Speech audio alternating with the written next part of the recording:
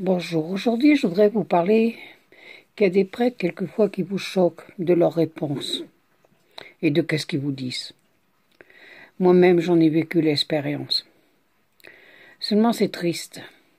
Quand on voit des prêtres qui vous donnent, qui vous ordonnent, qui vous obligent à leur donner de l'argent, ou bien qui vont vous dire vendez votre maison, vous me donnez tout.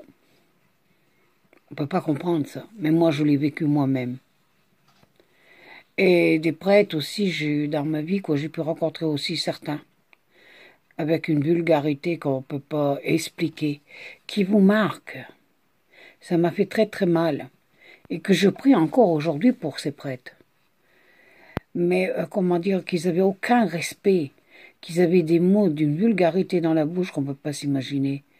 Je me souviens, il y en a un que j'ai dit, écoutez, c'est pas au prêtre que je parle maintenant, c'est à l'être humain que je parle. Vous savez, quand vous avez des prêtres qui vous disent fermez votre gueule ou tout le bazar, bah, je sais pas, mais Jésus n'a jamais parlé comme ça sur les siens.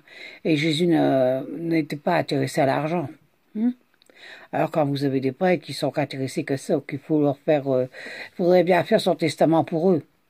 Mais ça, c'est pas normal. Dans quel monde vivons? La souffrance que Dieu souffre. Alors que normalement, on doit tout donner, se dépouiller de tout pour les autres. Je suis entièrement d'accord.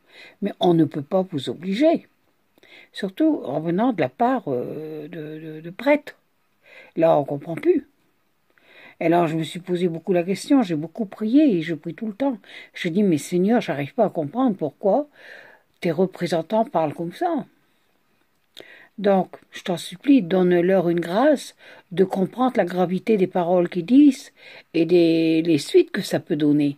Parce que je dois vous dire une chose, si j'avais pas eu la foi comme j'ai, bah, j'aurais pu très bien dire, je crois plus en rien du tout.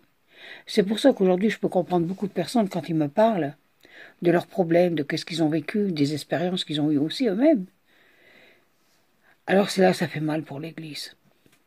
Alors, espérons que tous ces prêtres repartent dans un bon chemin à servir le Seigneur, qui font bien leur devoir, d'aider surtout, et dire des paroles, mais des bonnes paroles, mais pas cette vulgarité. Parce que malheureusement aujourd'hui, je sais qu'il y en a beaucoup comme ça.